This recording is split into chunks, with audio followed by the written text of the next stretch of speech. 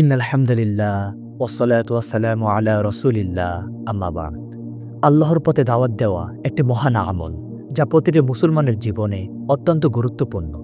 আল্লাহ তাআলা তার শেষ নবী হযরত মুহাম্মদ সাল্লাল্লাহু আলাইহি ওয়াসাল্লামের মাধ্যমে আমাদেরকে এই কাজটি করার নির্দেশ দিয়েছেন।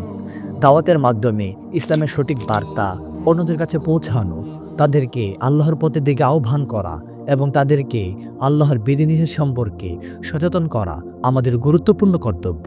প্রথমত, আল্লাহ তাআলা পবিত্র কোরআনে ইরশাদ করেন, ওয়াদউ ইলা সাবিলি রাব্বিকা বিল হিকমাতি ওয়াল মাউইযাতিল হাসানাতি ওয়াজাদিলহুম বিল্লাতি হিয়া আহসান।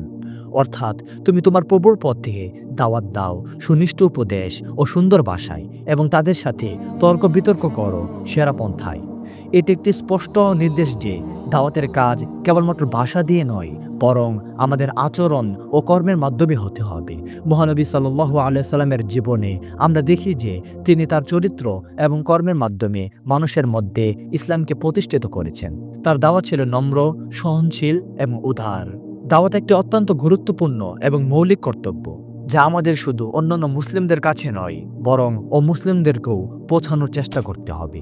মহানবী সাল্লাল্লাহু আলাইহি সাল্লাম বলেছেন, যে ব্যক্তি একটি সৎ কাজের দিকে অন্যকে আহ্বান করল, তার জন্য সেই কাজের সমান পুরস্কার লেখা হবে। সহিহ মুসলিম। দাওয়াতের মূল উদ্দেশ্য হল মানুষের মধ্যে ইসলামের সঠিক বার্তা পৌঁছানো এবং তাদেরকে আল্লাহর পথে আহ্বান করা।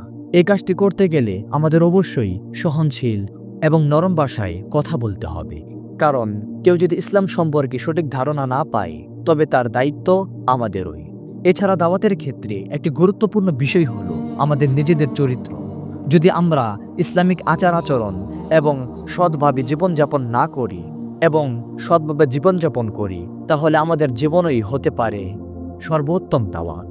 মহানবী সাল্লাল্লাহু আলাইহি সাল্লাম বলেছেন, তোমরা মানুষকে আল্লাহর পথের দিকে আহ্বান করো, এবং যখন তোমরা সৎভাবে কাজ করবে তখন তোমাদের কর্মকাণ্ডই হবে সেরা দাওয়াত। সহিহ মুসলিম।